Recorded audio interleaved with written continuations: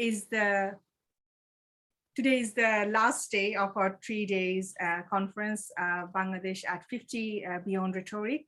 And we are so happy and to see that last 2 days we had really vibrant debates and presentations. So we are hoping that today will be also similar. Similarly, we will have 2 panels here.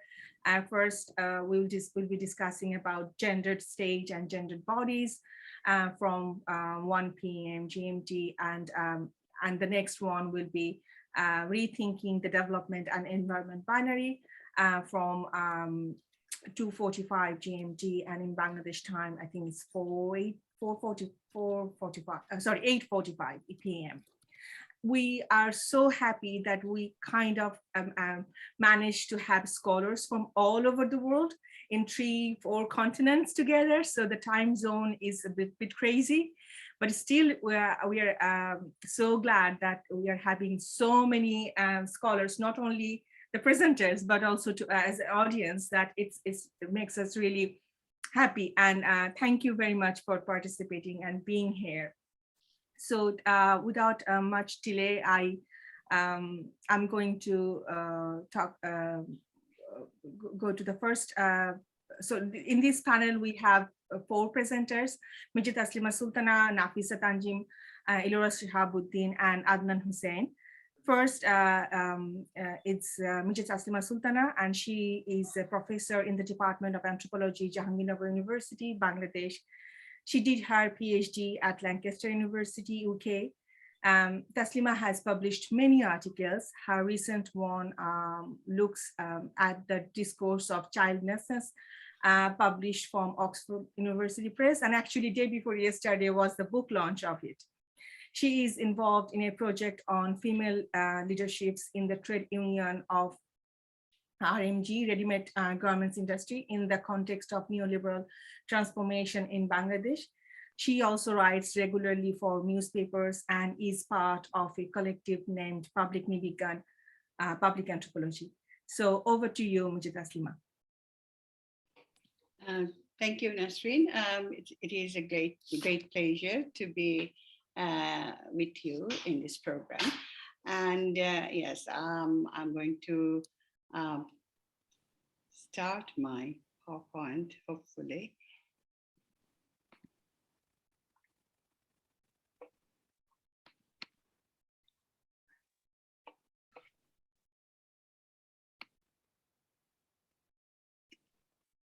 Okay. It's actually, I have just started this research as an ongoing research. It's like, so this is my preliminary thought that I am actually sharing with you. And I think with this conference, the idea will get shaped, you know, and this conference will be very helpful for me. I'm talking about trolling in Bangladesh, and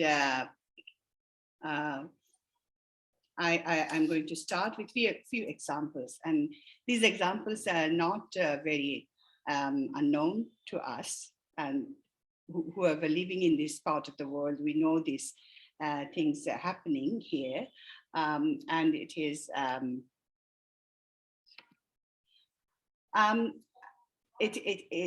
the first one is, you know, very recently this happened. A cinema actress, Porimoni, complained on Facebook about an attempt of rape and physical violence inflicted upon her. And when she wrote it on the Facebook, and there was a comment, and the comment was, as she did not get the price of her skin or leather, so she is complaining. Another one is about Rafiat Rashid Mithila. She is another actress, and she had been trolled when she divorced her husband after 11 years of her marriage. And another one is the celebrity of all-rounder cricketer Saqib Al Hasan was trolled as he posted his one of his intimate photo with his pregnant wife on Facebook, asking him to make his wife wear a burqa.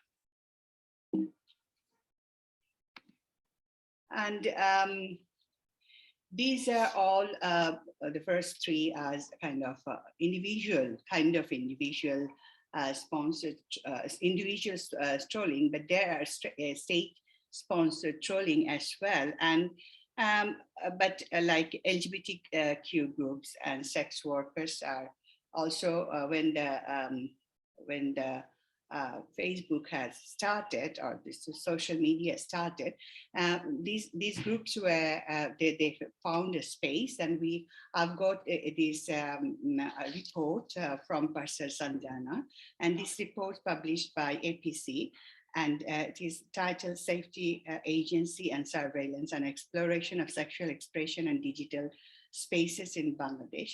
And it shows that at the beginning of social media platform, different sexually marginal communities, including LGBTQ groups, sex workers, use social media for their community building and for expressing their emotions. However, recently this becomes dangerous for them, and as they are targeted for hatred and misogynistic attacks, so these spaces are squeezing for them.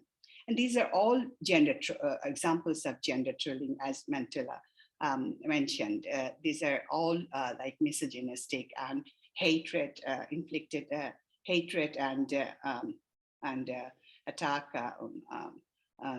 in all different kind of using different kind of languages, expression, and people are, they are individually affected by these attacks. However, there are attacks by troll army on page like Shehabuddin Kotha, a group that publishes initiate talks on Facebook based on economic, political, and social analysis, and University Teachers Network, an organization of university teachers of Bangladesh, and Ganashanghati Andolan, a left-leaning political party of Bangladesh, when they talk about arrange a discussion that is on the contentious issues or dissecting the regime.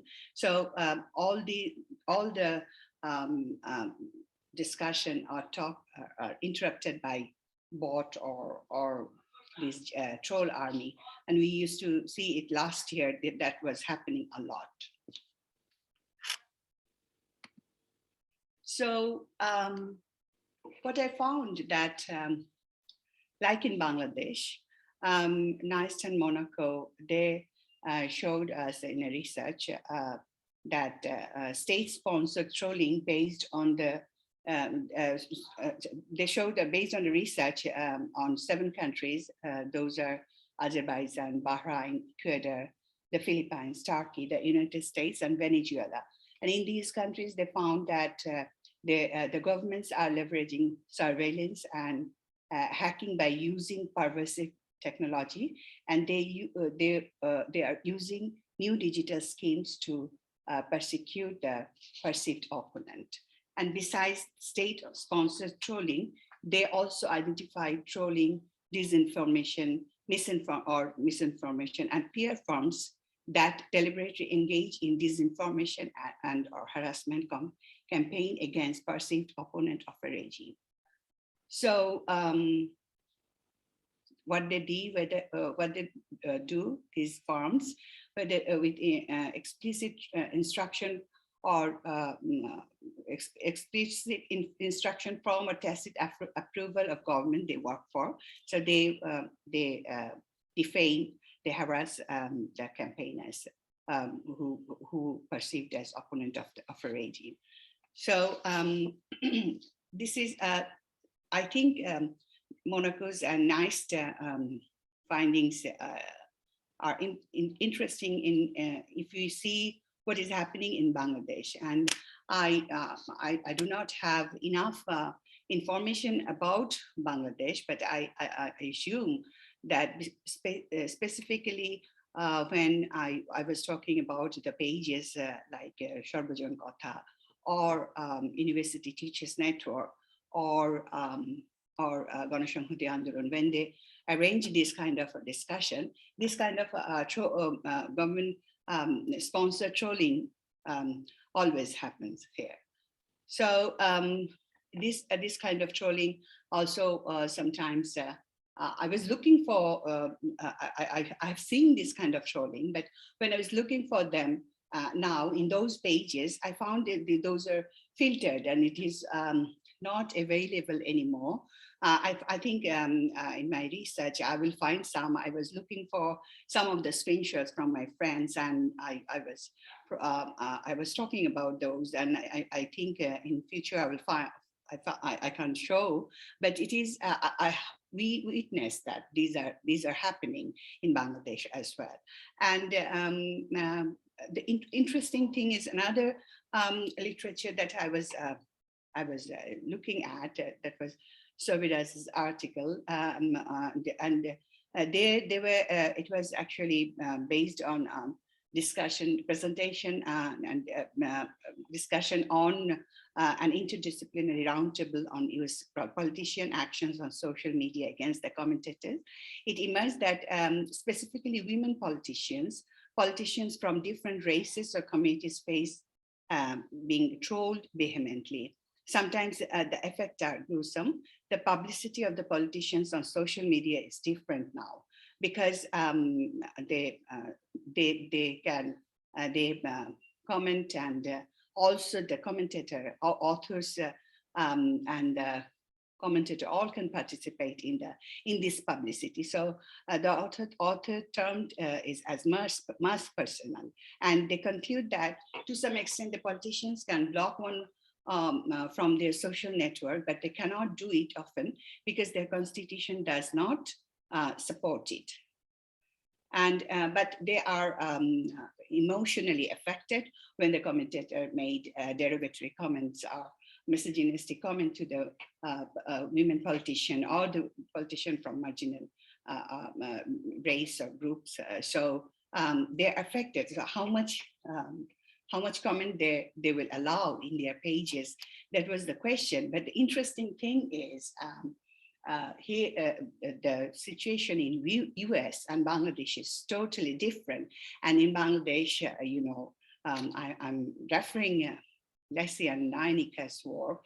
The Bangladesh government, the head of the government, does not allow, or for her political party will not allow anyone to make any comment or any kind of comment about the Prime Minister of Bangladesh. And lots of arrests are going on, and we can see that many even school boys and girls are arrested. And I found the other day, one girl is arrested for her comment, and her family could not afford to for her the court proceedings. So she is behind the bar for like 13 months now. So these things are happening in Bangladesh. So the democracy and how people are actually what is going on and how people could react and participate in the politics. That's the main question in Bangladesh at the moment. And not only that, in Bangladesh, the horrification, or what in Bangla we termed is that Beshakaran has been going on for quite some time. And recently, two models, one name is Faria Mahbub Piasha, and another one is Mo Akhtar. They were arrested for blackmailing, and you know the detective branch's joint commissioner Harun Rashid made a comment that they are the queen of the night, or Rate Rani, and this comment actually is about a huge people, especially the women, got against it, and they started to make a demonstration on Facebook profile.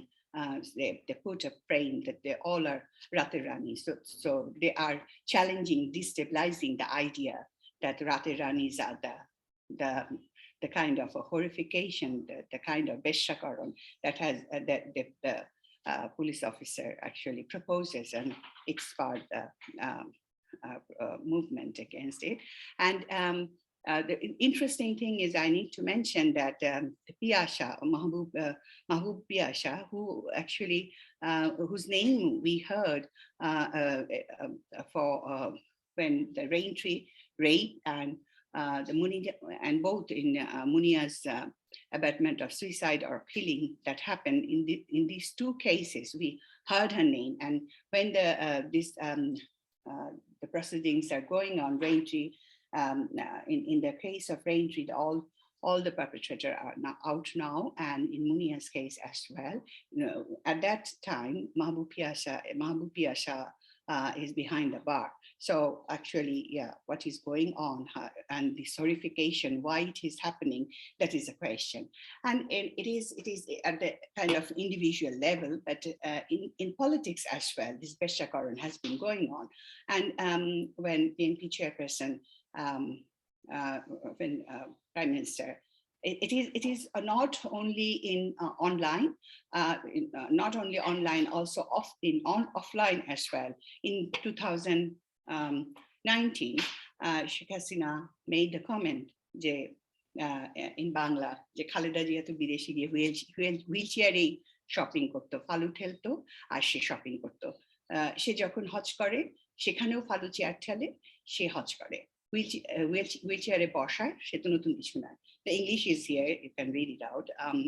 So what actually is happening here, not only with this comment, there are another comment like Golapi re Golapi,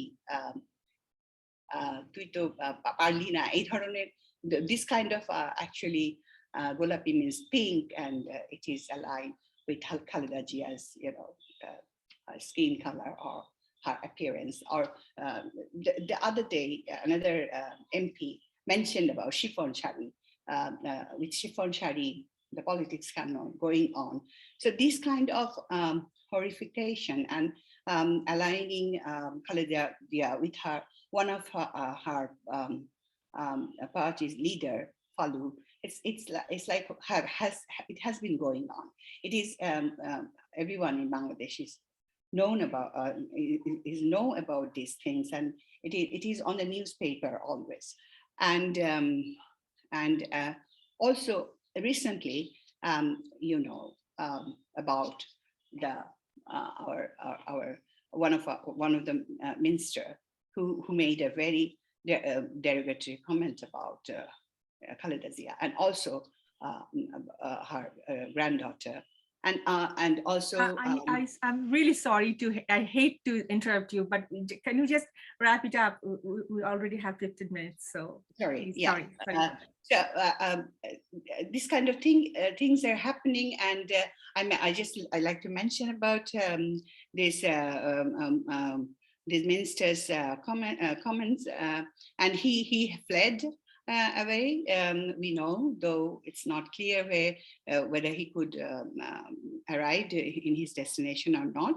But another comment was made by another politician who says Sheikh Hasina is flirting around with Modi, and immediately after this comment, a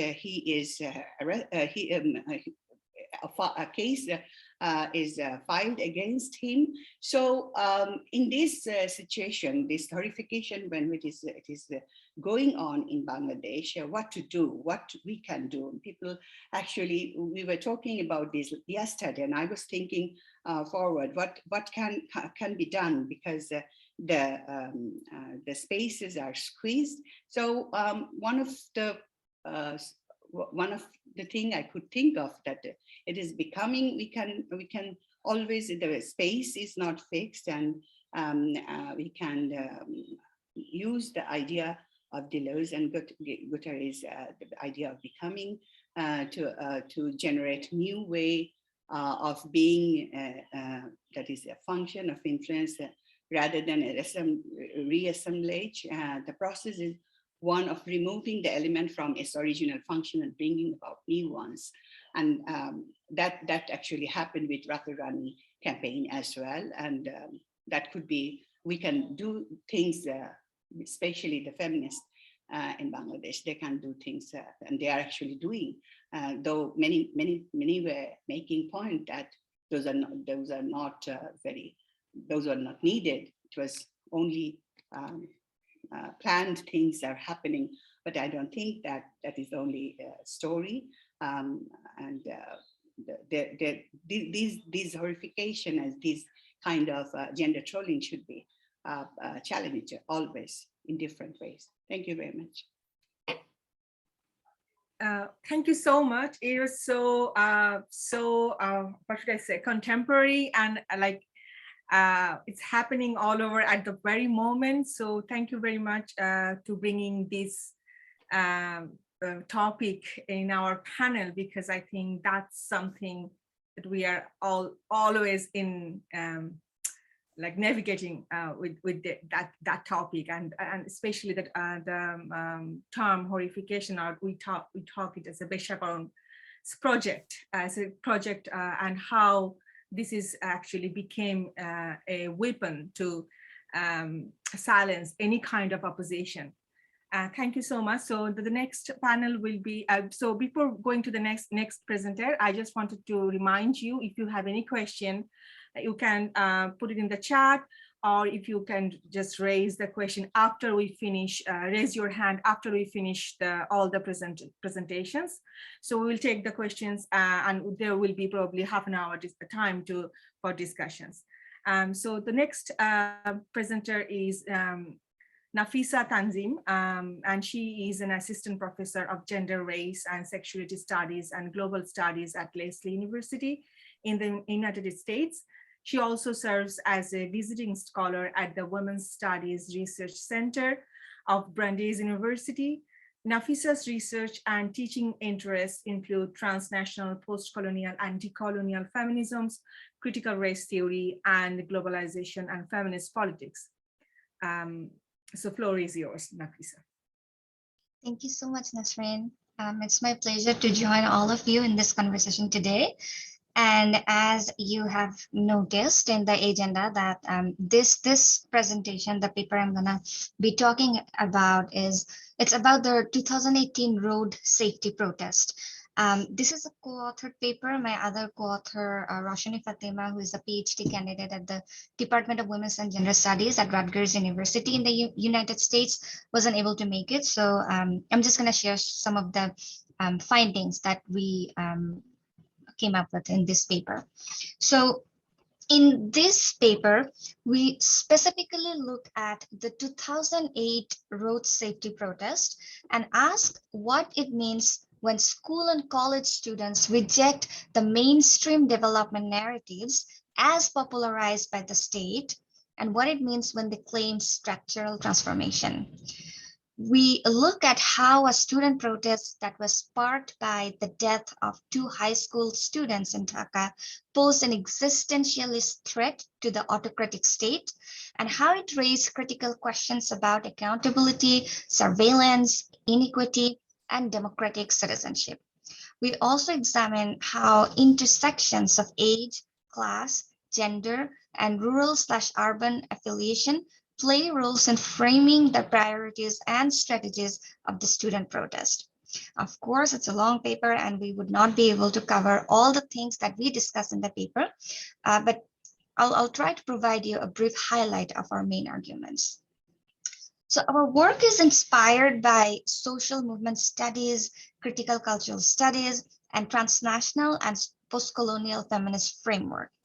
So let me talk a little bit about the feminist aspect of it. Since this panel is titled as Gender State, Gendered Bodies, and this paper is exactly not about women. So let me talk briefly about how exactly we adapt a feminist approach to think about democracy, state, citizenship, and surveillance.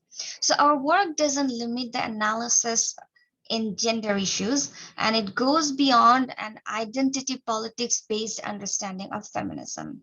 So transnational, post-colonial, and post-structuralist feminist theories inspire us to question the taken for granted. It inspires us to question, to subvert what is often perceived as a mundane and seamless. And they also inspire us to propose that what goes unquestioned can be dangerous for disenfranchised bodies.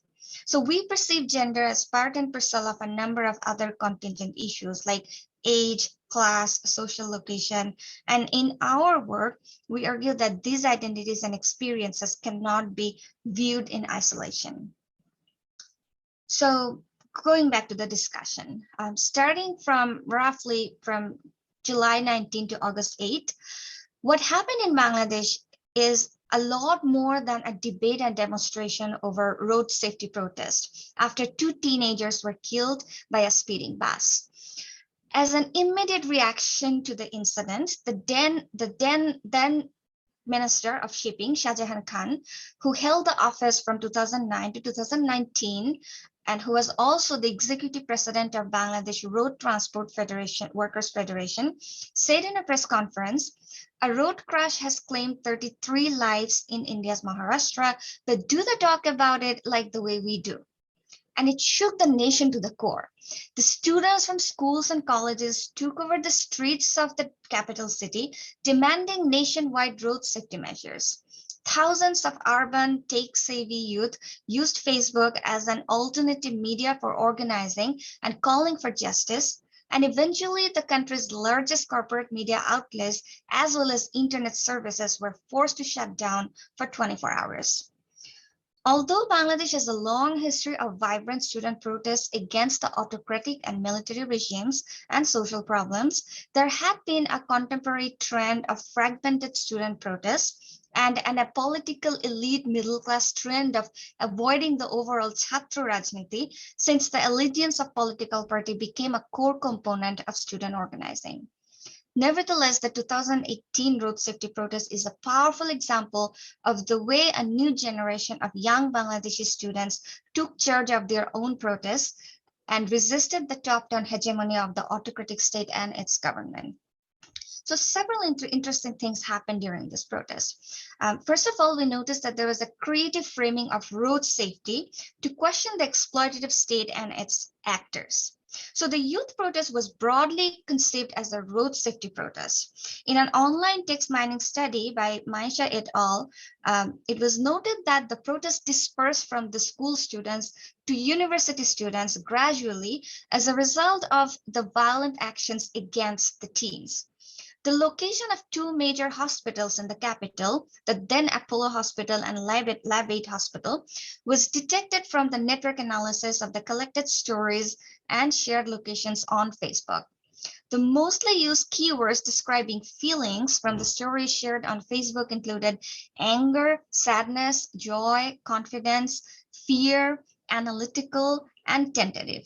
Various keywords included police, men, saw, went, school, kid, tear gas, which offered a huge scope of analyzing the violent masculinized state and its violent masculinized police force that worked in cooperation with government official goons of Bangladesh Chhatra League and other affiliated political parties. The youth posed a material challenge to the state by taking over responsibilities from the ineffective and often corrupted traffic police and started checking the valid driving license and registration for vehicles running on the street. They created separate vehicle lanes for slow and fast moving, emergency, and heavyweight vehicles. People with illness, special ability, children, and senior citizens were given special priorities. Youths even checked the license of police vans, and a large number of police vans, they found out that they employed drivers who were underage with outdated or no driving license. The students took photos of a few detained cars from the Prime Minister's office and various bureaucrats' office and wrote on these cars with white markers, "Dear Prime Minister, where is your license?" And this statement clearly is a glowing example of how the movement that was framed within the scope of road safety transcended that scope and started questioning the legibility and credibility of the current government that continued to hold power through questionable election and violent suppression of various oppositions. Student protests also took an innovative non-violent approach that transcended the Gandhian philosophy of suffering the anger of the opponent or putting up with assaults from the opponent. The students performed an innovative penalization mechanism where they asked the police to file cases against themselves. And they also fined police for breaking the rules and regulations. The logos of illegal police vans were also cross-marked, which demonstrated that students took charge of modeling how the state litigation and law enforcement agencies should be operating. This innovative and simultaneous performance of traffic police, urban planner, law enforcement body, and social service worker by the youth outright displayed the failure of the current state mechanisms to ensure a safe transportation and living experience of common folks. We also noticed that the students challenged the mainstream development rhetorics in creative ways. So buzzwords such as digital Bangladesh and other popular development narratives were questioned through this youth organizing for road safety. The autocratic Bangladesh government has long justified its credibility by demonstrating its commitment for a boost in the GDP and infrastructural development, whereas the questions of addressing economic inequity and marginalization of minoritized communities remain unaddressed. So student protests used some powerful slogans that outright challenged the mainstream development rhetoric and demonstrated what it might mean by emancipated citizenship. So for example, some of the slogans said, we do not want 1 gigabyte internet for 9 taka, we want safe roads. We do not want digital Bangladesh, we want safe Bangladesh. We want safe transport free from sexual harassment. The members of the National Parliament must commute on the local transports at least thrice a week. Dear Prime Minister, how do you expect us to forget the loss of our dear ones in 2 days when you're still mourning losing your own family for more than 45 years? And this is classic. The Bangladesh television is still broadcasting the news of bumper production of lemons in Dinajpur. And we also noticed multi-layered delegitimization by the state and various logics of counter-sovereignty when they're trying to address and suppress this student protests. We noticed a series of delegitimization as well as infantilization techniques applied by the state and the use of the logic of counter-sovereign, which projected protesters as kids with demoralized traitors. So those kids were repeatedly told by government-supported buddhijibis, "Onek hoyeche, ekhon skule fire jao, the government will take care of this." The state and state-supported corporate media attempted to banalize the legitimacy of the youth, holding the state accountable by raising questions about their ability to hold their parents accountable for illegally crossing streets. Students were often described as anti-nationalists, and the protests attempted to delegitimize the protesters based on their age and constitutional conviction. For example, debates were raised about their right to protest versus their right to govern. There has been a concerted effort to mark social media sources as rumors as well, and that's a whole different discussion.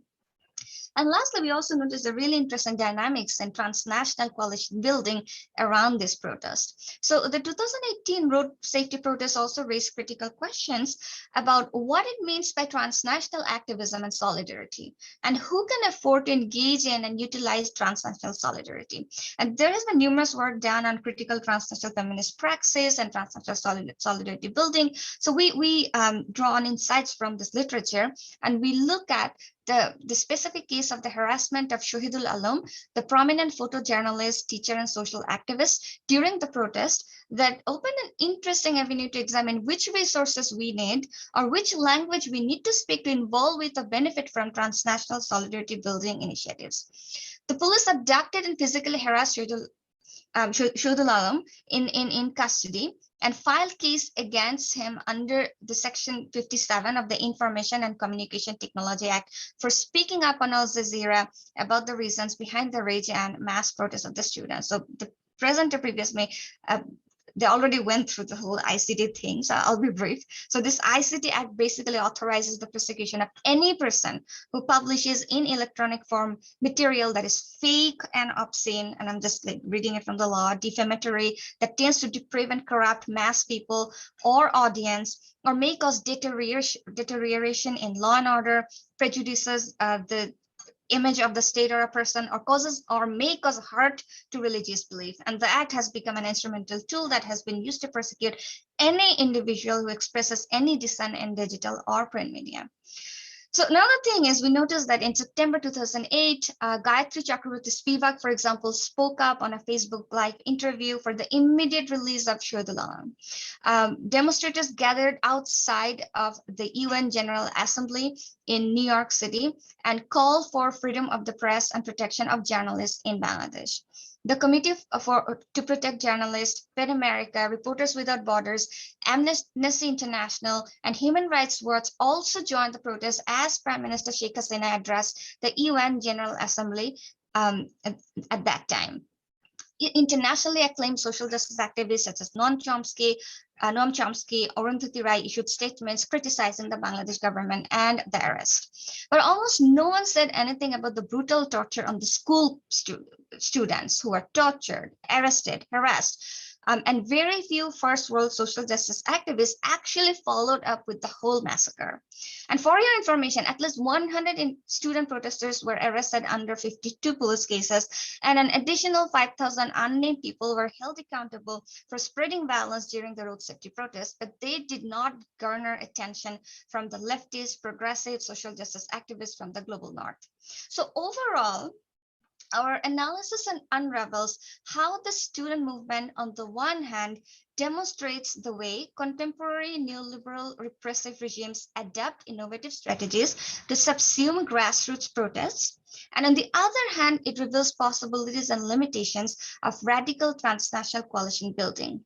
It also demonstrates whose voices and whose experiences become eligible to garner support from transnational social justice activists, who often fail to examine the hegemonies within the local, who often paint all layers within the local with the same brush and elude grassroots organizing that do not or cannot afford to speak the language of transnational organizing. So I'll just end there. Thanks, everyone. Thank you so much, Nafisa. I was just going to remind you of the time, and then you just stopped. Brilliant. It's very precise and wonderful. So without much delay, I will ask for the next panelist, next presenter. She is Elora Shihabutin, and she is a professor of transnational Asian studies and core faculty in the Center for the Study of Women, Gender, and Sexuality at Rice University. Her most recent book is Sisters in the Mirror, A History of Muslim Women and the Global Politics of Feminism, published this year from University of California Press. Over to you, Elora. Thank you, Nasrin. Thank you so much. And thank you to all the organizers. I've been showing up every day and it's just been amazing. So thank you for putting this together. What a great way to end this important year for us. So I'm going to shift us to many years in the past, to the East Pakistan period. It'll be different in that sense from the other papers, and focusing on very elite, urban educated women. So here it goes. Oh wait, I have a presentation, I forgot. It's mostly pictures, but you know, pictures are fun to look at. Take a look.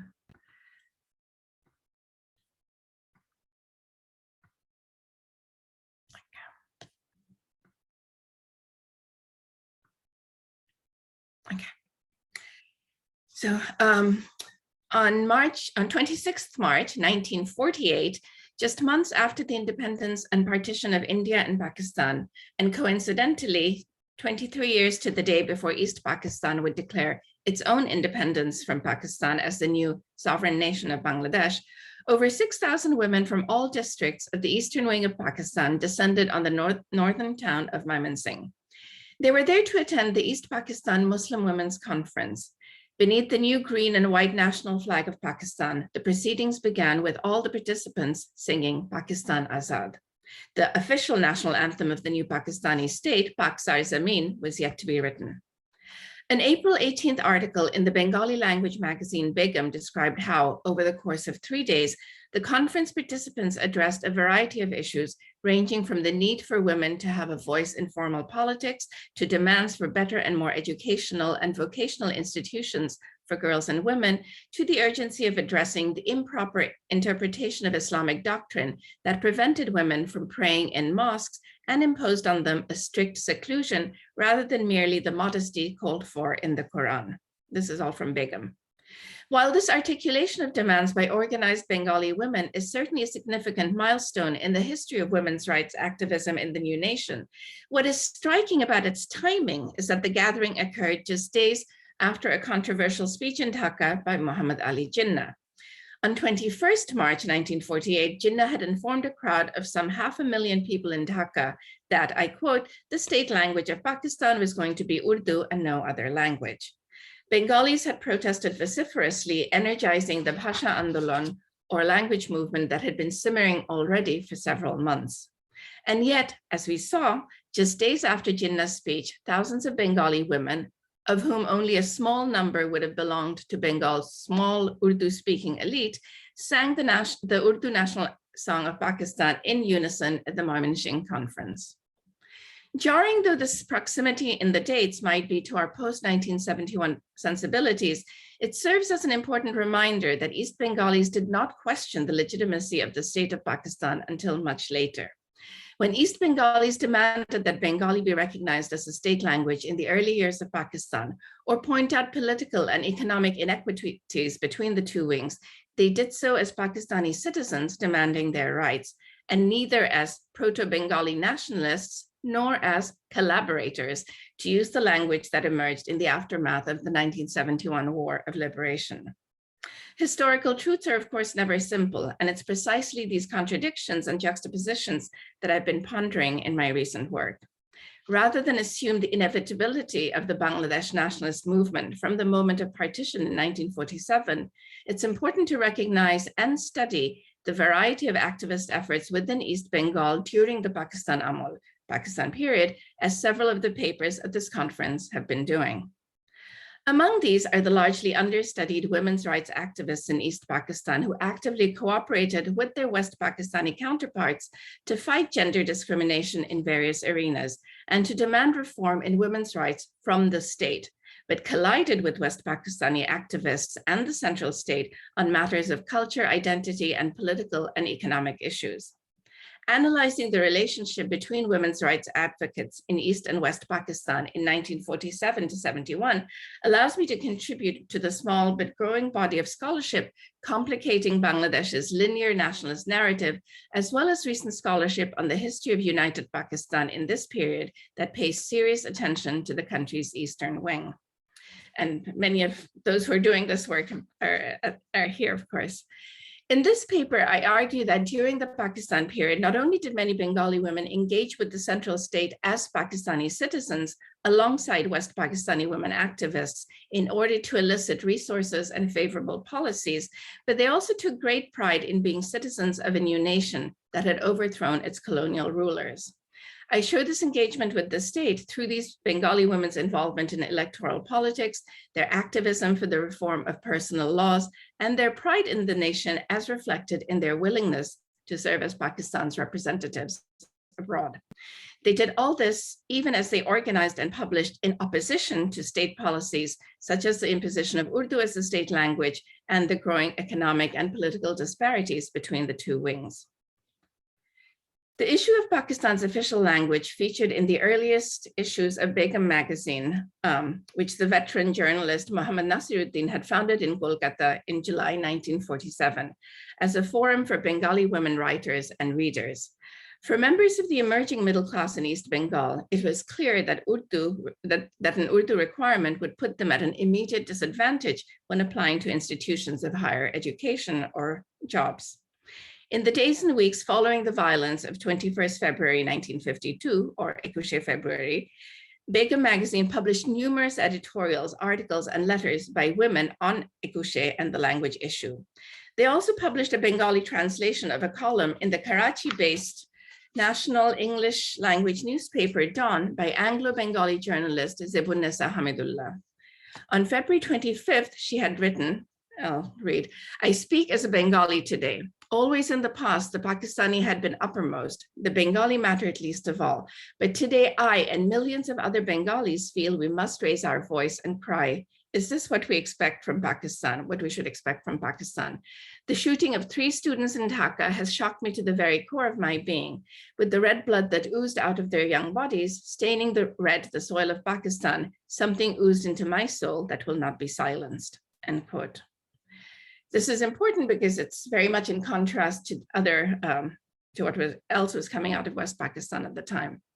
In East Pakistan, Shamsun Nahar Mahmud is a fascinating figure who's appeared in much of my recent work.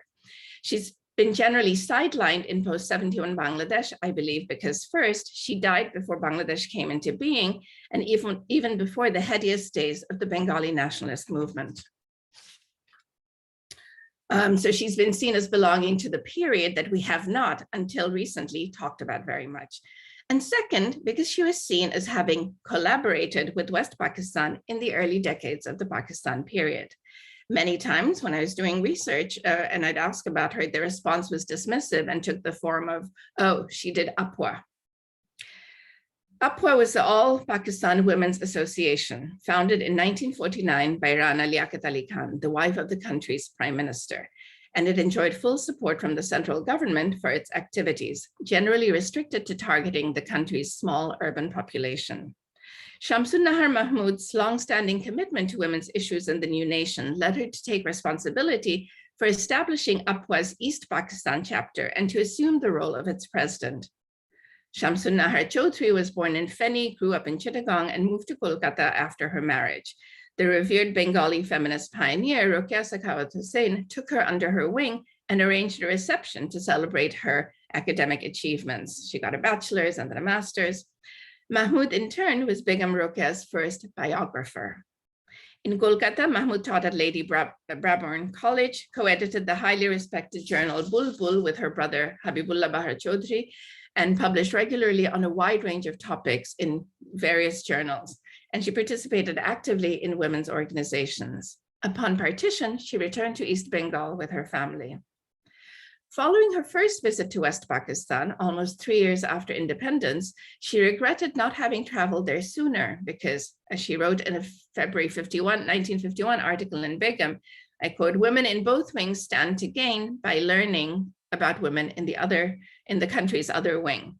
And she called on, I quote, "the mothers and sisters of Pakistan to toil tirelessly to forge a powerful nation." End quote.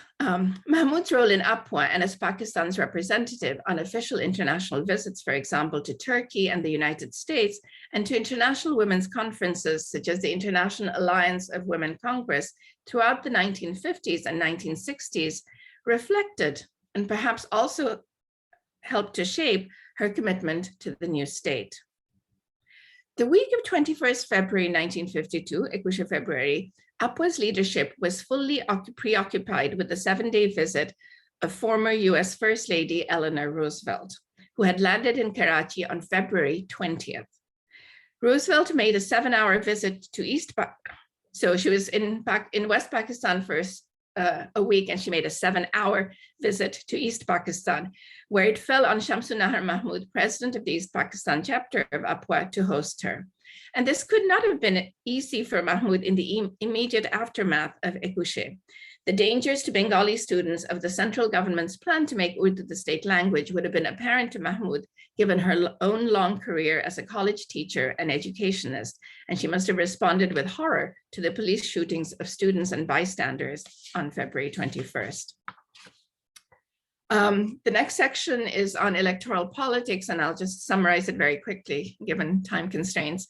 In this section, I give examples of cooperation and collision between Jahanara Shahnawaz of West Pakistan and Shaista Surwardi Ikramullah of East Bengal, the only 2 women to serve in Pakistan's Constituent Assembly, and both of them from prominent political families. They worked together, for example, on a bill to enhance Muslim women's economic rights in West Punjab by recognizing women's right under Islamic law to inherit property, including agricultural land, even if only half their brothers' shares. Interestingly, So this was focused on West Punjab. In East Bengal, women had always had the right to inherit agricultural property. Disagreements between the two women representatives emerged, however, over the first draft report of the Basic Principles Committee in preparation for the writing of the country's new constitution. Most contentious, perhaps, were the discretionary powers given to the president and governors to invite any member of the legislature, quote, whom they thought had the majority behind him to form a ministry, end quote. This very provision would come into play in Yahya Khan's delaying tactics following the 1970 elections, overwhelmingly won, as we know, by Sheikh Mujib and the East Pakistan-based Awami League. The next section focuses on legal reform. In August 1955, following protests across the country against the second marriages of prominent politicians and sportsmen, Shamsun Nahar Mahmud was appointed to the government's new marriage commission. Activists had been rallying against Muslim men's license to polygamy under Pakistani law for years, but the second marriage of Prime Minister Muhammad Ali Bogra in April 1955 had intensified Apwa's fury. Perhaps this was because his first wife, by virtue of being his wife, was a high-ranking member of Apwa. That the new wife was not even Pakistani, she was Canadian of Lebanese descent, perhaps also didn't help. The new Commission on Family Laws comprised 4 men and 3 women, with Mahmoud the only woman from the Eastern Wing. Its mandate was to investigate whether, quote, the existing laws governing marriage, divorce, maintenance, and other ancillary matters among Muslims require modification in order to give women their proper place in society according to the fundamentals of Islam, end quote. Sorry to interrupt you, Elora. You just have 1 or 2 minutes. Okay. The Commission's report became the basis for the 1961 Muslim Family Law Ordinance, which 80 years later remains the primary basis of family law in both Pakistan and Bangladesh. The last section is on Pakistanis abroad. The travel memoirs of educated elite Bengali women who traveled abroad in this period reflect the pride they felt as citizens of a newly independent Pakistan.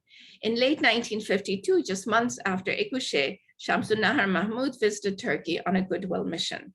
She was the only woman among the 6 prominent personalities leading a cultural delegation of 24 university students.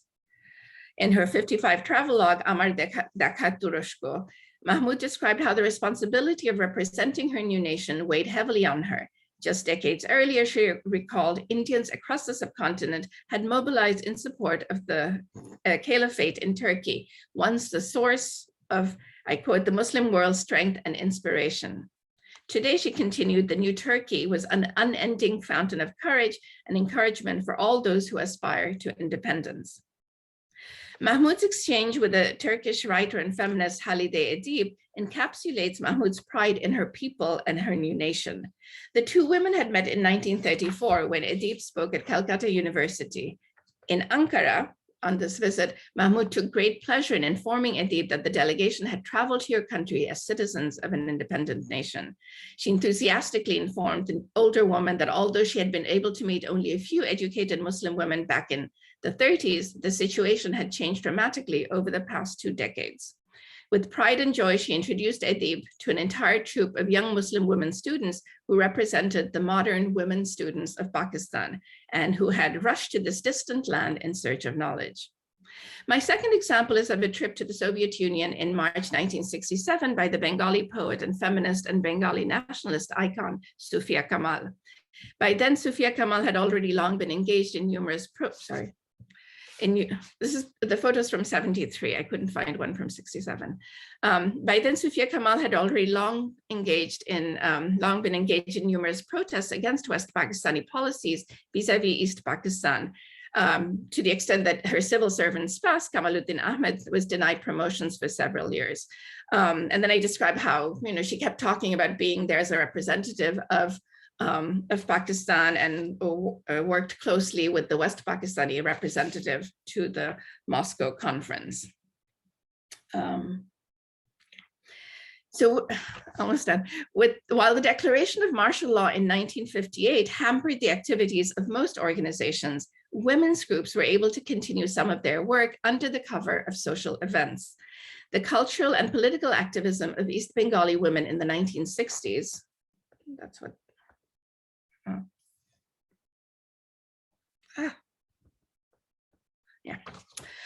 Cultural activism, where was I, has been well documented and justly celebrated, though there remains work to be done, for example, on non-elite women's participation in the civil disobedience movement. This brief survey of urban, elite, educated Bengali women's active political engagement with the Pakistani state, their cooperation with the West Pakistani counterparts, and their enthusiastic representation of Pakistan on international visits, however, provides an important reminder that before and even alongside the increasingly oppositional activism in the late 1960s, East Bengali women participated in formal and informal politics as Pakistani citizens, rather than as already Bangladeshis, already planning ahead for independence from Pakistan, as popular nationalist narratives would suggest. In other words, even when Bengali women protested the imposition of Urdu as a state language, or demanded reforms to enhance women's legal rights, or restricted the Pakistani central government for its inaction during food crises, or its position on foreign policy matters, such as the 1956 Suez crisis, they did so as citizens demanding rights of the new Pakistani state. Sorry, I'm done. Thank you, Elora.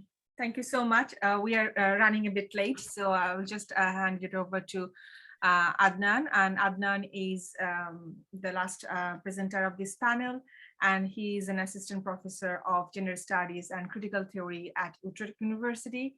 His interest areas include gender and sexualities, masculinities, transgender and intersex studies, queer theory, race, ethnicity, and nationalism. His monograph titled Beyond Emasculation, Pleasure and Power in the Making of Hijra in Bangladesh was published in 2021 with Cambridge University Press. Over to you, Adnan.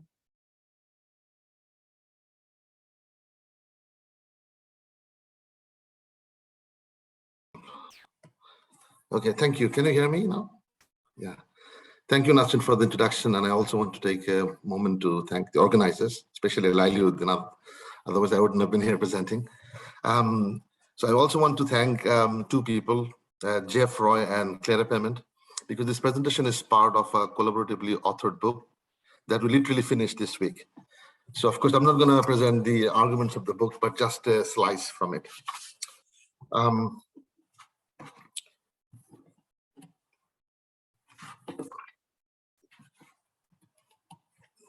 Just a second. The slide is not working for me. Wait.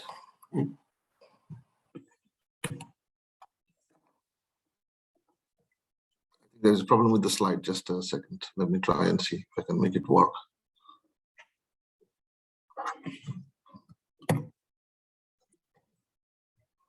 I'll reshare. Okay, so I'll stop and resharing because the slide seems not to be moving.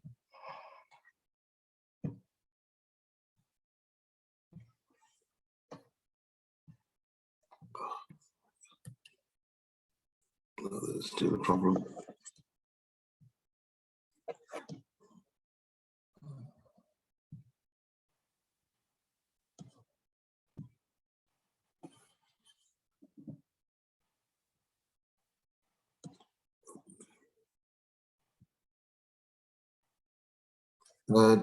Do you have any idea about why the slide is not? Why can I not move No idea, but perhaps you could just work with what you have, because we can still see the screen, if that's okay. Yeah, but I can't move the slide, so that was. Can you? Oh, okay, right. Can you click on the thumbnail? Yeah. So what? Click on what? On the thumbnail. On the thumbnail. Okay. On the left, the little images. On the left. Of your screen. Yeah, if you just click on that. Yeah. Click on your next slide on the left. I can't see any option like that. No. It's visible there. You know, at the middle, the big slide. Then there is the four other slides on the margin. Yeah. Even like this? Yeah, just move this. Yeah, just do this. Okay, thank you so much. All right, sorry about this. Okay. So in a flyer titled The Livelihood Development Program of Hijra, Transgender in Bracket Community, published in 2008 by the Ministry of Social Welfare, Hijras are defined as congenitally sexually protibandhi or handicapped people who, because of either genetic or physical conditions, cannot be classified as either male or female. Chromosomal anomalies are the main cause for the birth of such sexually defective people, end of quote. Furthermore, the flyer provides a description of the Hijra culture, including Badhai and Cholla in South Asia as a way to contextualize government activities. So I just wanted to explain what Badhai is. So Badhai basically means gift, but in this context, it is also the practice of Hijras visiting the house of a newborn and blessing the child after rendering some performances of songs and dance. The other practice that I was talking about is Cholla, which is basically the practice of Hijras strolling through the bazaar and demanding or accepting foodstuffs. Significantly, the flyer describes Badhai and Cholla as collection of gifts by use of mild force and payments and gifts received in exchange for blessings, especially in the case of Badhai, as traditional Hijra practices.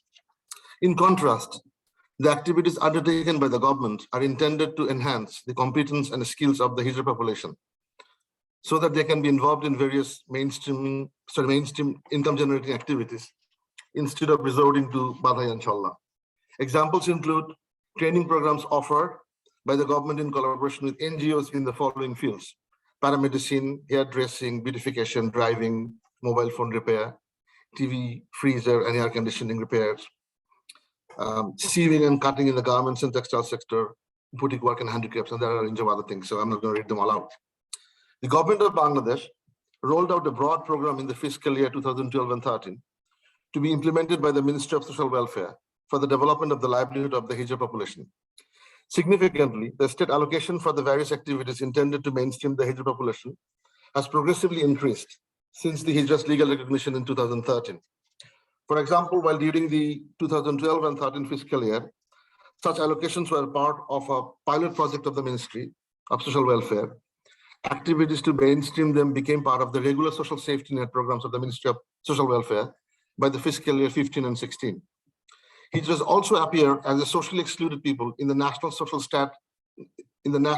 Security Strategy of Bangladesh, known as NSSS, a national strategy paper approved by the cabinet on 1st June 2015. The incorporation of the Hijras within discourses and policies of developmental intervention engenders mechanisms for the Hijras to become a new target of control in which traditional Hijra ways and culture are seen as hindering their social development. While in the era before the legal recognition of the Hijras in 2013, NGOs and government bodies engaged the Hijras as an at-risk social group in the context of STD, sexually transmitted disease, and HIV prevention work. The view of both NGOs and various bodies of the government in the post-recognition phase has been through the lens of social development. Importantly, a new discourse of disability had to be mobilized and institutionalized at the official level in order for the Hijras to emerge as an intelligible subject of development. Elsewhere, I elaborate on the cultural politics and paradox of the legal recognition of the Hijras. Here, I want to focus mainly on the way Hijras have been catapulted into a new kind of visibility as a socially excluded people after the legal recognition as a distinct sex or gender. Refiguring the Hijras as a new subject of development here corresponds to the current Bangladesh government's, in power since January 2009, vision of Bangladesh as a middle-income country, free from poverty and with healthy and equitable growth, secure health and education, encourage democracy, and the capacity to meet the challenge of climate change. It's a quote from one of their texts. Although social development has been part of Bangladesh's national strategy from the time of its birth in 1971, the current social development paradigm adopted by the government of Bangladesh needs to be seen in the context of the current regime's intention to employ social development as a tool to make up for its democratic deficit. From this perspective, the targeting of the Hijras as a socially excluded group can be seen as tokenism, since it is part of a strategy to target various socially excluded and minority communities. This framework of social development views Hijragiri, the occupation of the Hijras, including Badhai and Cholla, that publicly mark them as Hijras, as serious obstacles to Hijras' social empowerment and livelihood development. As previously argued, activities such as Badhai and Cholla are conceived of as forms of begging and extortion, devoid of religious and ritual meaning. Here, the intention of the state to curtail Hijragiri corresponds to their plans to eradicate begging from the streets of major cities, including the capital city of Dhaka. Although such anti-begging activities do not target the Hijras directly, these actions have repercussions for Hijras' access to certain areas, which in turn restricts their practices of Badhai and Challa. The recent appropriation of Hijras within this developmental discourse and intervention has led to a debate in the National Parliament. 2 female MPs raised the issue in Parliament on June 5th, 2018, framing the Hijras as a public nuisance and seeking a remedy. Qazi Rosie MP narrated her bad experience, saying some Hijras threatened to shoot her as she refused to pay them money when they stormed into her Dhanmondi residence.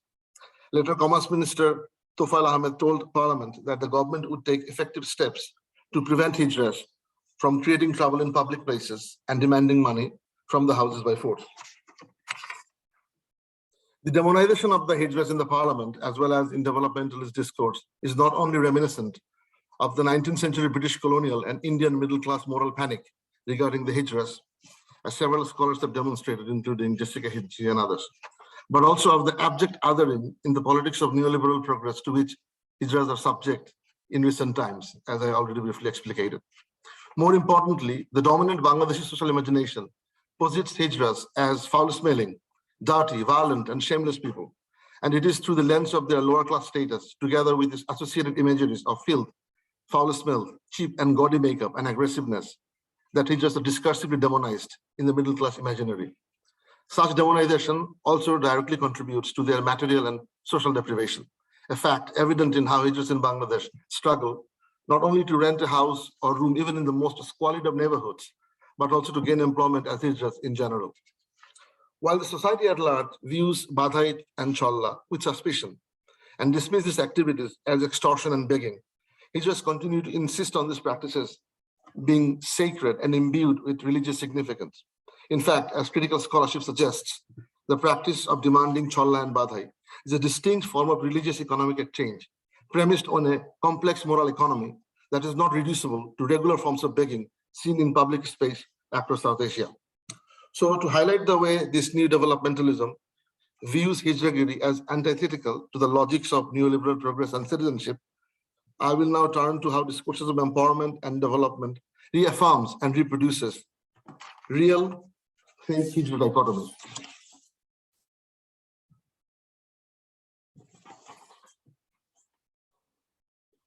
Although tropes of ambiguity, subterfuge, and fakery figure routinely in the context of inter-community bickering and dispute over access to and control of resources and territorial boundaries,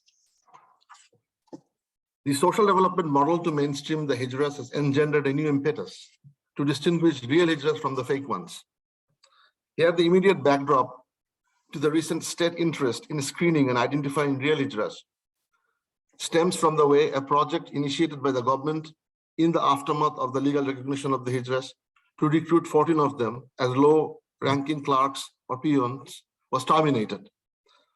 After a medical examination, after a medical screening revealed that all the applicants were male, since all of them except one had a penis and a scrotum.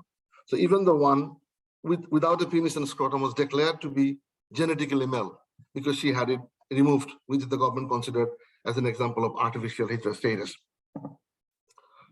The results of the medical examination established for the government and the wider society that these were all male-bodied people impersonating Hijras in a bid to access resources that are actually meant for the real Hijras. Against this backdrop, the Ministry of Social Welfare, in conjunction with the Ministry of Health and Family Planning, have taken initiatives to institutionalize screening processes at various state-funded establishments so that only real Hijras are able to benefit from and access various government and NGO-supported social programs.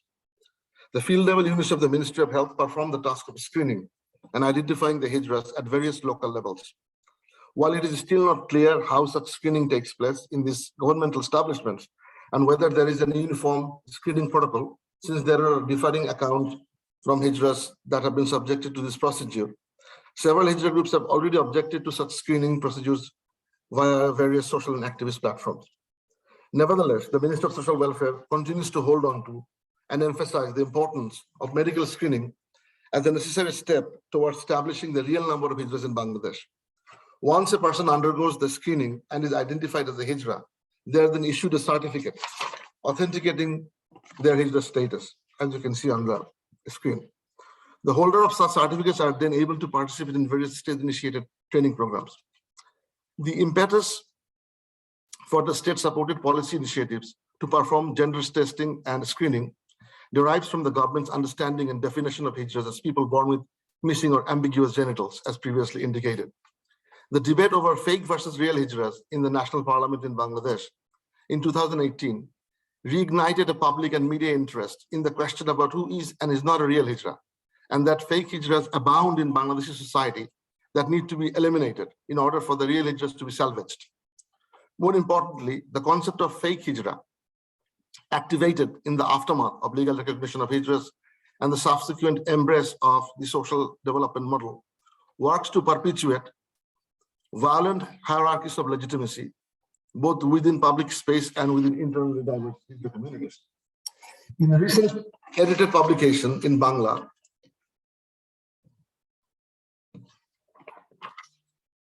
a group of well-known public intellectuals and development practitioners in Bangladesh have made similar arguments about Hijras demanding money at traffic lights being fake. An excerpt from that edited collection is in translation below. It is called Hijra Shabdakor. Collection of money from the public has become a fraudulent business. Because of chronic unemployment, many normal males are becoming Hijras artificially, and they extort money from the people. Removing one's genitals and becoming an artificial Hijra is a common practice in Bangladesh and in India. Typically uneducated and unemployed males, as well as effeminate males, often fall prey to such practice. Sometimes homosexually inclined young men can also be a victim of this practice. There are plenty of people who are victimized. There are few hospitals in Bangladesh that create artificial Hijras. Nowadays, these artificial Hijras engage in extortion, looting, killing, and drug trading. The above passage, redolent of the state-sanctioned discourse within the so-called social development model, keen on tackling exclusion of real Hijras, actually reinforces and perpetuates not only inter and intra-community conflicts and divisions, but also ends up hurting and targeting those on the street and engaged in Hijragiri, including Badhai and Challa. It also serves as an example of a socioeconomic logic mobilized within the development policy to not only rationalize mainstreaming activities for the Hijras, but also specifically target Badhai and Challa as regressive practices that need to be eradicated for Hijras to become respectable neoliberal citizens. This new process of gender screening and certification brings genitals to the forefront in determining and assigning one's status as a Hijra, to the detriment of performance and various actions and doings through which Hijra identities are forged and performed within inter and intra-community contexts.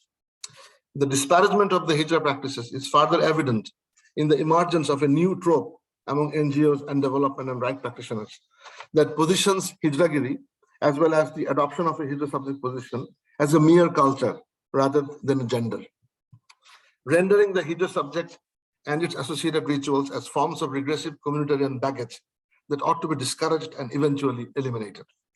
Here, the step-initiated programs mentioned earlier are seen as pathways for the Hijras to come out of this backward culture and to be involved in the productive economy.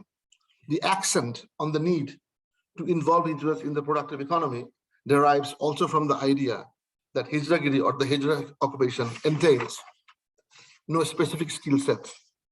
While in former times, the mainstream society viewed the practitioners of Badhai and Challa to be legitimate claimants to a Hijra status, these practices in contemporary Bangladesh have come to emblematize both backwardness and fakeness. The idea here is that those with no skills are the ones that undertake Hijragiri, and they do so only because they are likely to fail the gender screening test to be eligible for social development pathways and become respectable citizens. In this framework, backwardness and fakeness co-constitute each other, and only those that adopt the assimilationist model of respectable citizenship as defined by the state are seen as real Hijras. So while the social and cultural legitimacy for Badhai and Challa derives from social religious belief in Hijra's sacred power, such a belief among the general population has fallen into disuse, and in its place has emerged developmentalism as a new social optic, which works to devalorize the Hijra occupation. So it's just my last paragraph. I hope I'm on time. So even though the social religious legitimacy for Badhai and Challa is increasingly undermined in the face of this new developmentalism and neoliberal citizenship rights, Hijras in Dhaka continue to insist on Badhai and Challa as the ultimate occupation sanctioned by the divine. Mahi, involved in both Hijragiri and NGO work, once remarked, Badai has a history of at least 500 years. It is our occupation, it is our livelihood. The government should enact regulations to protect our rights to conduct Badai. For many Hijras, Badai and Challa function as a site through which they can express themselves, even if such expressions of skills and talent are not necessarily valorized by the state or the client, or the clientele, or the public. When asked about why they practice Badai and Challa in a climate where such opportunities and spaces for the performances are under attack, Krishna and Sravanti contended, we enjoy performing.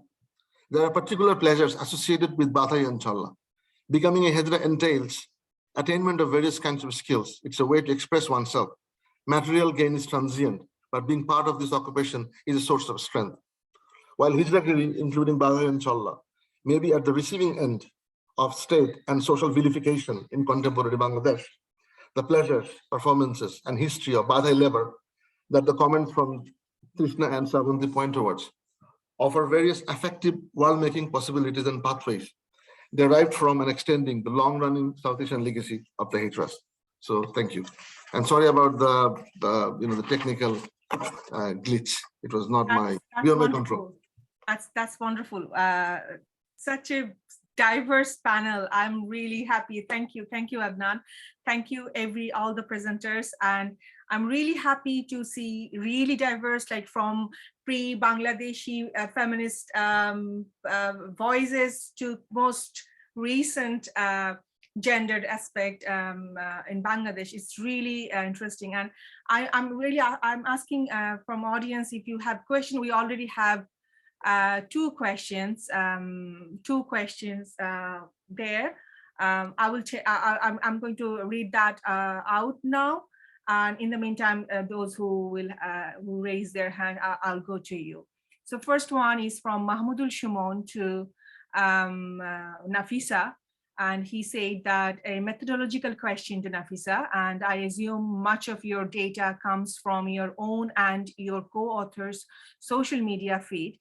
Do you think this is a limitation, and how do you grapple with this issue methodologically? And the second one is from Ali Asgar, Tara, and she said that questions for Elora. Hi, Elora, can you speak a little about the backstory of finding the beautiful archival images which you have presented today? The process and the current existence of these archival images, whether they are in personal, institutional collections.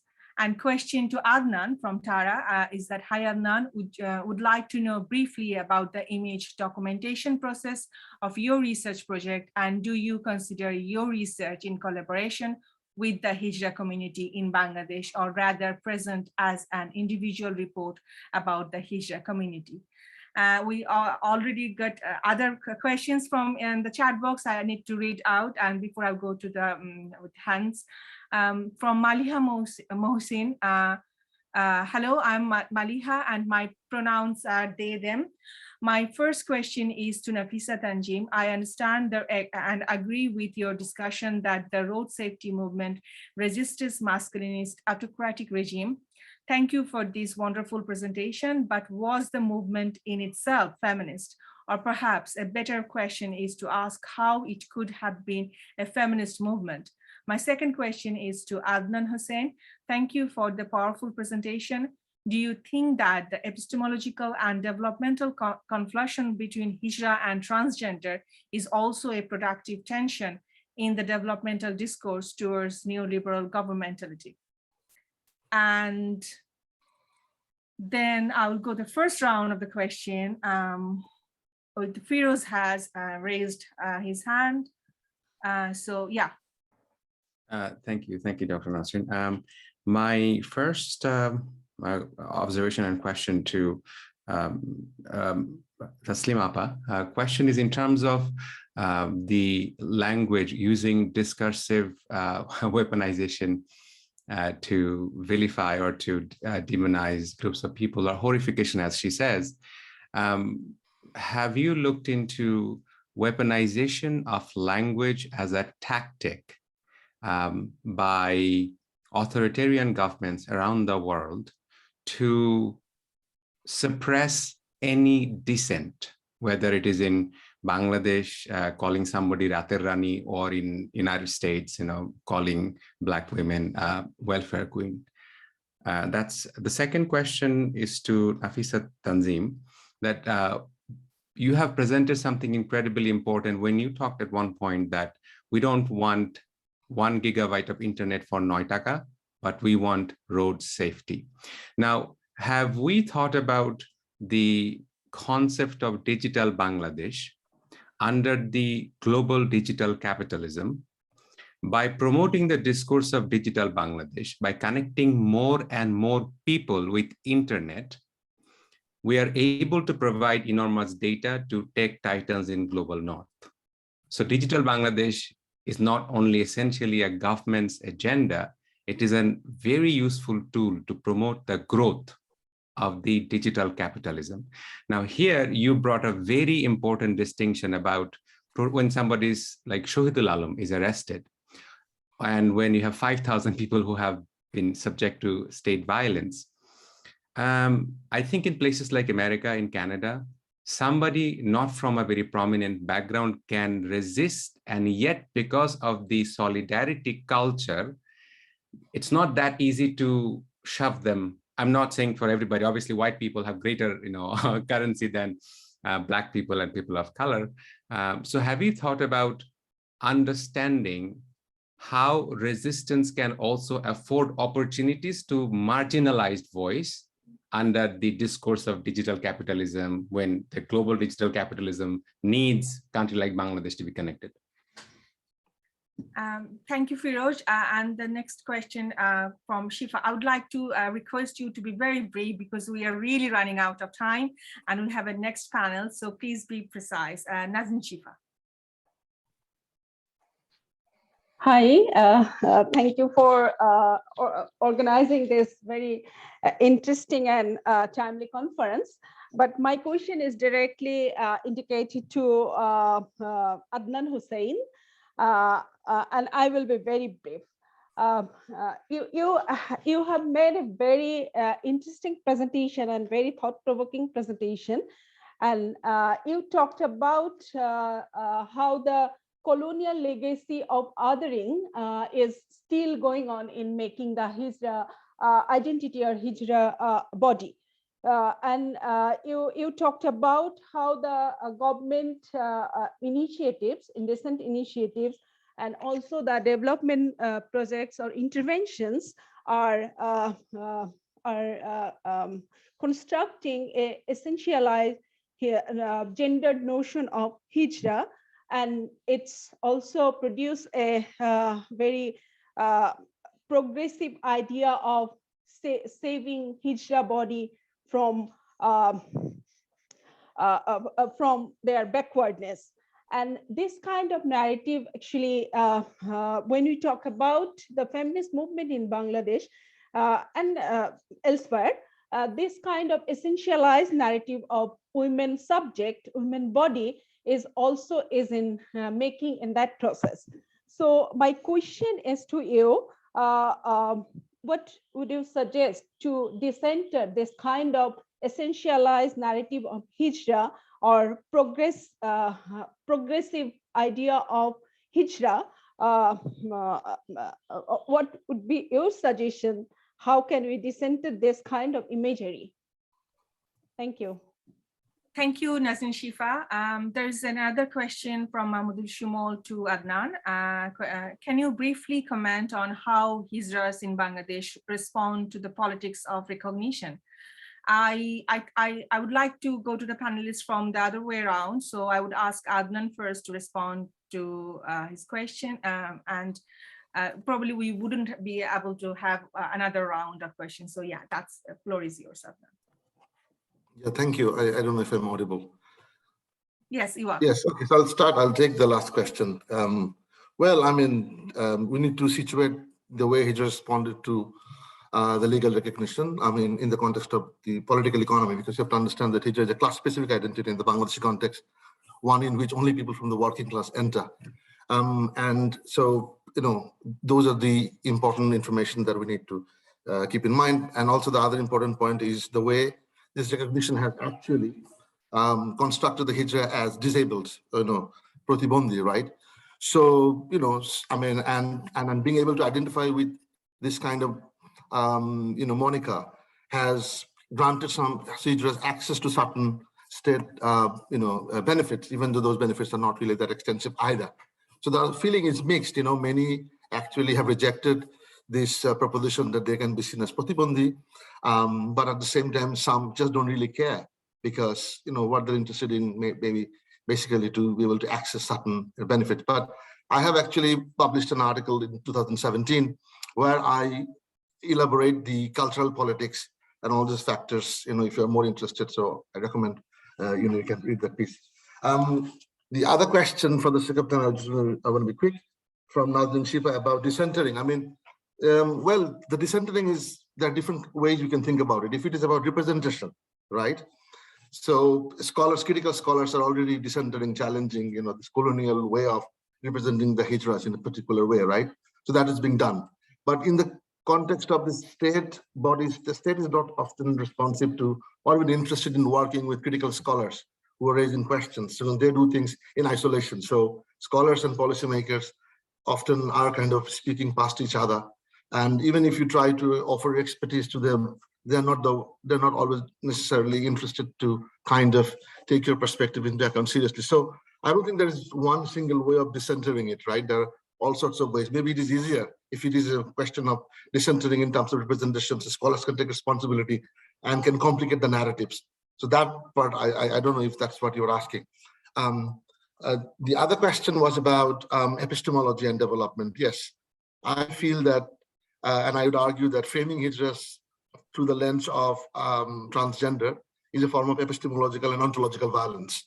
So I refrain from reading Hijras through the lens of transgender, because transgender is also a very provincial, specific kind of category that comes out of a very particular history, right? So it introduces various sets of cognitive biases, right? That then prevents you from understanding and situating Hijras in the complex social context in which it emerged. So I think that said, I'm not saying that we cannot use foreign concepts or categories, but it's a little more complicated, and I'm not sure that I can really tackle it all here because of the paucity of time. But in terms of this question about development, what is happening at the minute in Bangladesh is what I would describe as Hijra-phobic transgender movement. A transgender movement that kind of produces this binary of good transgender and bad transgender, wherein Hijras are labeled as the bad transgenders, and the good ones are the ones that adopt the middle-class assimilationist model of femininity and respectable citizenship. So I think we need to challenge that kind of Hijra-phobic transgender movement that actually reinforces the negative stereotypes rather than challenging them, right, associated with the Hijras. Now, the first question was about, I believe that all research is collaborative. There cannot be any research that is actually individually done. It's a question of institutional procedure, but at the same time, sometimes when I interpret things, I take responsibility for the interpretation that I'm advancing, because at the end of the day, it is my interpretation. But in terms of my career trajectory, I have worked with different kinds of, like, let's say formal kind of, in terms of formal categories, like collaborative research or individually authored projects. But I believe that every research, even if it is an individual book, right, is actually a product of collaboration. And that is an important point that we should never forget. But I've also done research where I've worked like in a more formal way with Hijras and have also contributed in a formal way. The question about photos, yes, I've been working with the Hijra community for the last 20 years. I started as an undergraduate when in 2000. So I have collected photos, and over a very long period of time. And if your question is about whether I have consent, of course, but I don't see consent merely in terms of like ritualistic adherence to certain consent forms, right? It is more than that. So yeah, I think more or less these are the questions that were for me, and I don't know. Yeah, thank you. Thank you so much, Adnan, for being very brave and quick. So I'll go for Elora then to answer. Hi, I had a question about photos, and basically I got in touch with people. I was not as well attuned to connections between the different generations. I didn't know the families in Dhaka. So that was a process of discovery, often by chance. I'd be talking to people and realize that someone I'm studying is related to them. So, oh, do you have photos from that period? So a lot of it happened that way. And then the pandemic hit, which made it very complicated when I was trying to get photos, both for my book and for the articles that are coming out this year and have come out this year since then, because they couldn't send me high resolution copies. So it's been a lot of drama, but the most important part, I think, of my response is that just before the pandemic, a group of us in Dhaka had sat down and planned to create a feminist archive of photos so that we would share all these images and have them available for other researchers. At the time, I think we were thinking a real museum type archive, but I think it's very clear to us that what we need is a digital archive. So as soon as everyone has some time, we'll continue those discussions and make that available. But thank you for the question. Thanks, Elora. Nafisa. Sure. Okay, I'll try to be brief. So the first question was from Shumon, and it was a methodological question. So for our research, we utilize ethnography. I was actually visiting Bangladesh when this movement happened. So I observed and also participated in some capacity. We also did discourse analysis of newspapers, both local and international, and then different Bangladesh-based talk shows and social media. And the question was about the limitation of using social media. So we used some studies that basically did quantitative analysis, network analysis of social media. So we drew on those findings, and then we analyze our own social media feed. So yes, there might be a question about bias and the limitation of our own social media feed. We tried to use mostly public posts so that those posts were kind of accessible for all to avoid the bias that may emerge from only using posts from our friends. And I wouldn't say it's not necessarily a limitation, right? I mean, when we're doing social media based analysis, in a research that is informed by feminist methodology, I mean, we are unapologetic of being biased. I mean, we always talk about our social location and how exactly our own knowledge production is also framed by our like individual, professional, personal connections and things like that. So yes, we're using a lot of like secondary study that uses social quantitative data analysis, but we also use our own social media feeds and acknowledge, the whatever, limited coverage it is. The second question, it's an excellent question, whether the road safety movement is feminist by nature. And I always have this conversation with, like folks who do feminist movements. And I know there's no easy answer. And oftentimes it's a contentious debate, like what exactly is feminist? So do we only call a movement feminist if it's based on the experience of men, women, or queer communities? Or can we also think about an intersectional transformative feminist politics that look at, in this specific case, for example, the intersection of age and class and urban-rural location, and not just the gender of student protesters, but the gender performance of the students and the states. So for example, Angela Davis has talked about, the collaboration between Black Lives Matter protesters and Palestinian solidarity organizers. So how exactly is that movement feminist? There are many literature who talked about this. Chandra Mohanty has talked about anti-capitalist, anti-imperialist, anti-racist feminist solidarity. So yes, we can call it feminist if we define feminist movement as inspired by anti-capitalist transformative politics. But I understand it could be debatable. The last question was about the concept of digital Bangladesh. And again, I mean, I presented a very short summary of the main findings. So in one section, we're basically dealing with this idea called surveillance capitalism. We're drawing on Shoshana Zuboff's framing of surveillance capitalism and how basically this whole construction of, like digitization and digital Bangladesh is not only serving the purpose of capitalist multinationals, but also to the purpose of state surveillance, basically collecting and gathering data and using the data to address and suppress voices of dissent. And in terms of, this whole politics of resistance, in my other work on garment organizing, I have looked at how many North American organizers basically addressed, say, for example, when Kalpana Akhtar's organization was banned, and Kalpana Akhtar was specifically targeted, but the everyday violence that garment workers face in factories, and even like grassroots organizers like Mushrifa Mishu, when she faced violence by the state, that was not necessarily addressed in international solidarity building. So yes, I mean, the last part, in my last part, I basically talked about, this homogenization of the politics of local in transnational solidarity building, and how oftentimes transnational solidarity building initiatives that is mostly initiated by leftist progressive social justice activists based in the first world, often how they fail to see the local hierarchies and local dynamics, different kinds of power relations, which is evident in garment worker solidarity movement, as well as the case that I just talked about. And I'd be happy to engage in further conversation with anyone. I mean, you can email me. I'd be more than happy, to exchange ideas over email or chat. Thanks for these excellent questions. Thank you, Nafisa. I'll just go for the last presenter, Mr. Taslima Sultana, to respond. And because we don't have much time, we have to go for the next panel. So yeah, Mr. Taslima Sultana. Thank you. I have only one question from Firoz Alam. He asked me whether I'm looking at the other areas, other countries like US, do they weaponizing the same way, weaponizing using the language and marginalized women and other marginalized groups. Yes, I have planned to look at